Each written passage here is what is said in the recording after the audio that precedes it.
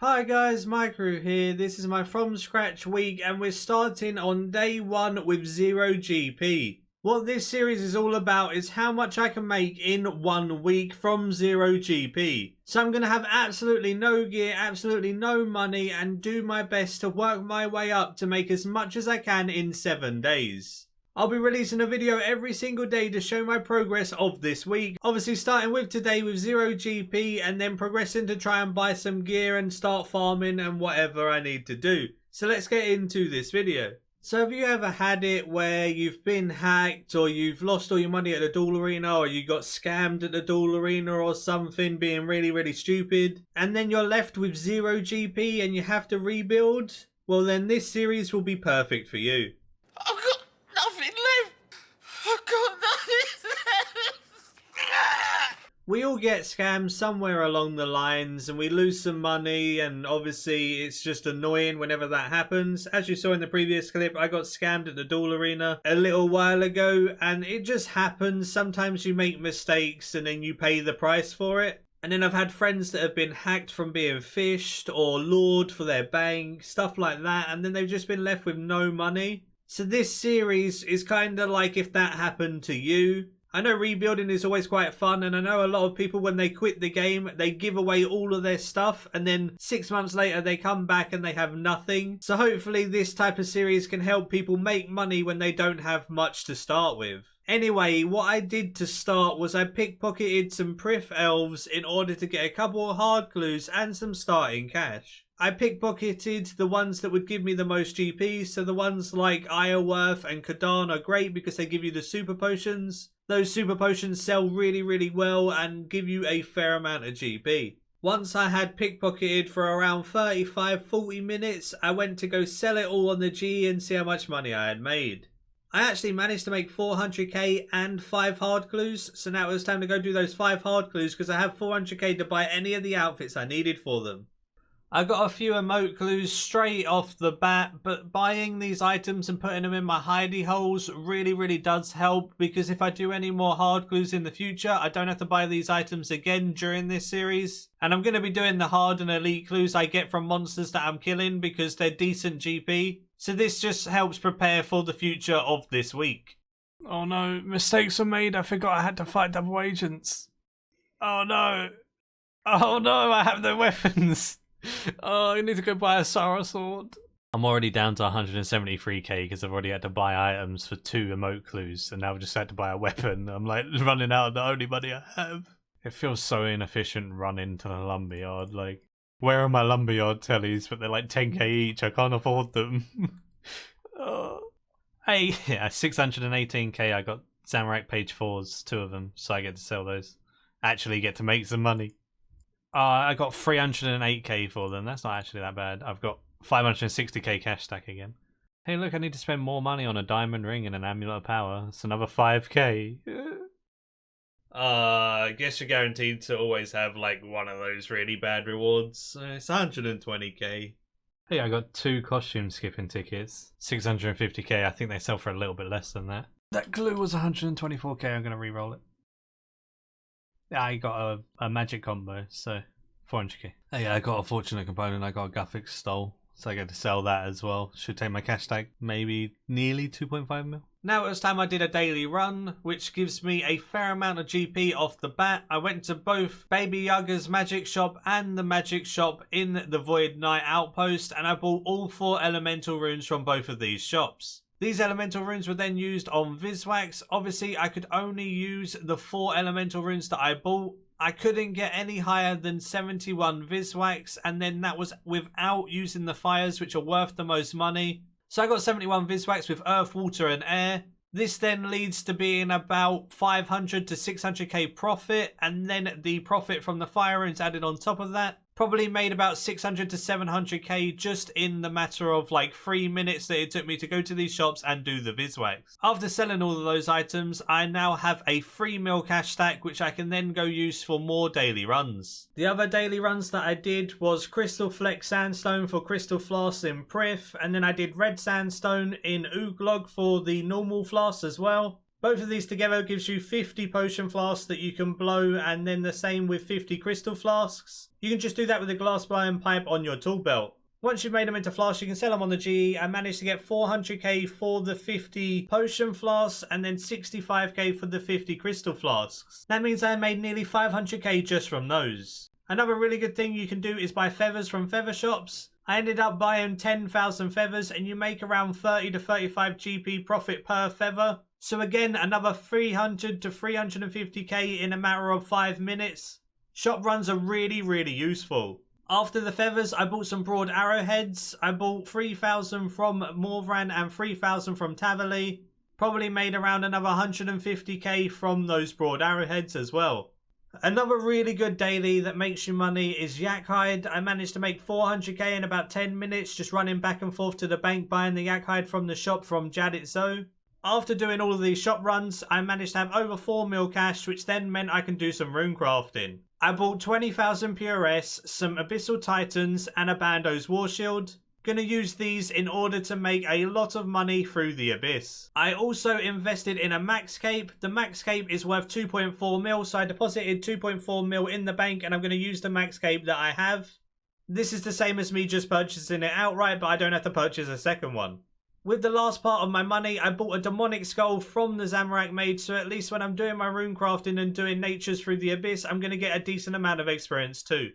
Doing rune crafting was pretty fun. I was making around 12 to 14,000 nature runes an hour, which was about 6.5 million GP an hour. This equates to around 6 to 7,000 crafts. Obviously, being over 91, I get double natures, which really helps with the GP that I make. Although, if you are a lower level, you can easily make 4 to 5 mil GP an hour with blood runes, as they're nearly 600 GP each right now, and you can get double procs of them with the Mauritania legs too. Blood runes only require level 77 rather than level 91. But because I was doing it purely for GP, I wanted to make 6 to 6.5 mil GP an hour rather than 5 mil. But like I said, even if you're a lower runecrafting level, at 77 runecrafting, you can make a good 4 mil an hour pretty easily, and even up to 5 mil.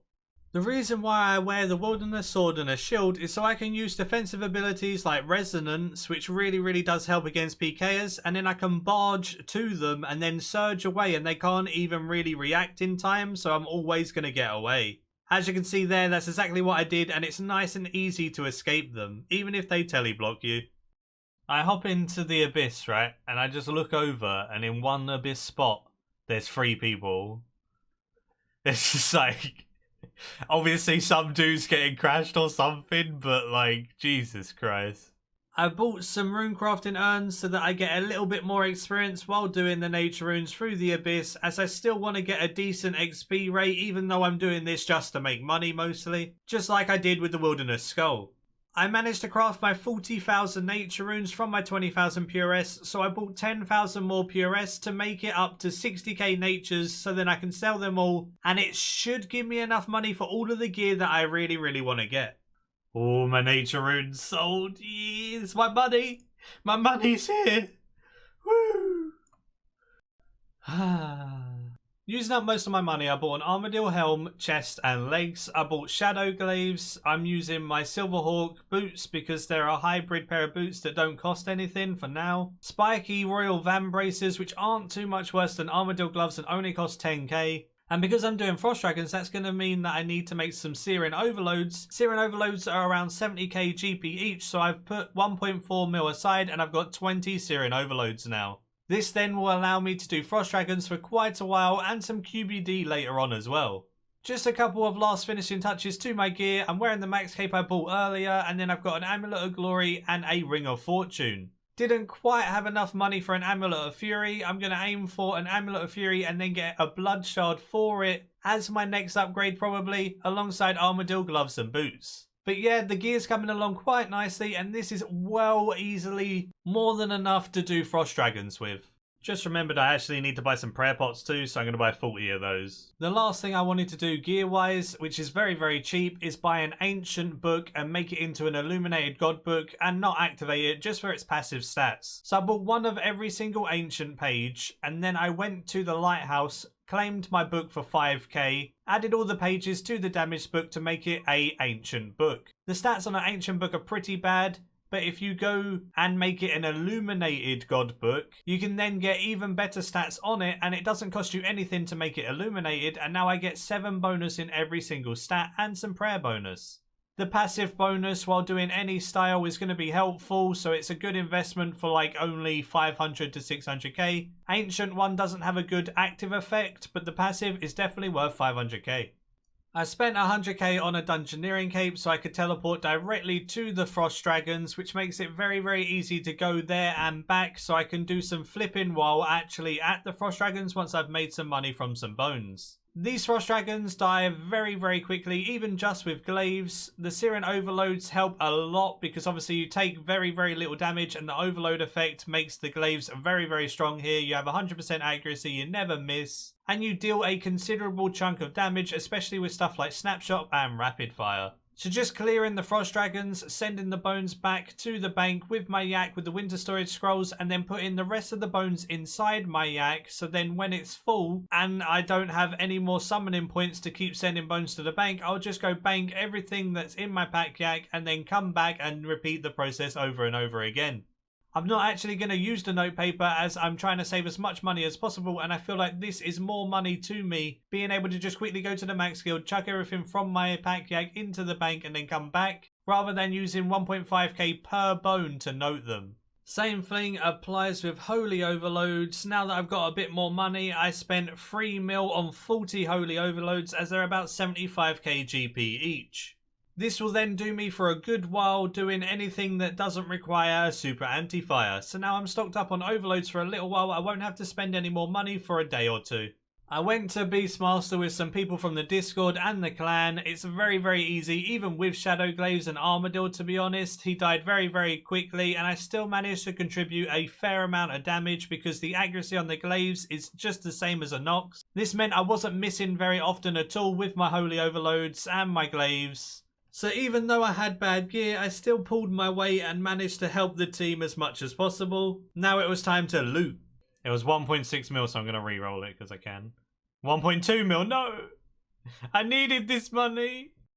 I sold my 500 note paper I bought back because I weren't using it. I was just banking and sending stuff back to the bank with a yak rather than actually noting the bones. Yeah, Amulet of Fury upgrade. Now we just need to save up for that blood shard. That's some money. Yeah. That's so rare from Frost Dragons as well. And that's what I got one when I was doing the video of like the rates when I did it before as well. So like I'm really lucky on visages from these guys. I just kept selling all of my loot from Frost Dragons, making 4 to 5 mil GP an hour on average, which is really effective. And then I was flipping at the same time with the money that I made. So we got our Armadillo offers in. Now we just wait for them to buy and just up them here and there if they don't buy over time. So as you can see, I upped some of the offers a little bit and I managed to buy the chestplate and the boots. Now I'll sell them for like 100k profit each or so, as the margins are around 100 to 150k. Something as simple as 100k at the moment for me is a lot of money if I can consistently do it with a lot of different items. I sold my gloves of subjugation and my garb of subjugation. How much did I make on those? So the garb I made 250k on, and the gloves I made 150k on, so that's another 400k. Or another 5.8 mil from Frost Dragon Bones. Let's invest this in something. Sort of a full helm flip, let's go. Okay, so 2.6 mil Yakka. I guess I re-roll that. 5 mil and it was an Acto Hakao. Yeah, you actually needed that. Finally, I've got the Acto Tempest Cow so I could die with the other one and get some money. Yay! The next thing I really want to test out is Nihils. I kill them so quickly, even with Armadillo and Glaives, with this setup that I'm currently using. I feel like they're going to be like 6 to 7 mil GP an hour if you do them effectively. So I'm going to give them a try, see how much money I can make, and make some money doing these to upgrade my gear even further and get a luck of the dwarves and stuff like that, so then I can push some bosses. Another thing I'll be doing tomorrow once I have my luck of the dwarves is some of the hard and the elite clue scrolls that I'll get from AFK pickpocketing elves. I'm going to be AFK pickpocketing elves when doing my voiceovers and stuff at the moment because I don't have any gear to AFK abyssal demons or anything like that. so I can make a little tiny bit of money and some clue scrolls from AFK and elves, and then do those clue scrolls and hopefully get something that's semi-decent. Even if I just get tons of fortunate components, that's some nice money. Anyway, that's it for day one. It took me quite a long time to edit it all together as there was so much done in the first day, and I'm actually very, very happy with how much money I've made. I'm probably at around 50 mil GP right now. Moving into day two, I'm looking to make around 100 mil or so then I can get some really, really nice gains going with gear and all of that good stuff. Once I'm at 100 mil, day 3 should be very, very easy to go bossing and make some decent amount of GP an hour. Either way, that's it for this episode. Give it a like if you did enjoy, subscribe if you're new for loads of future content, and until tomorrow, see ya.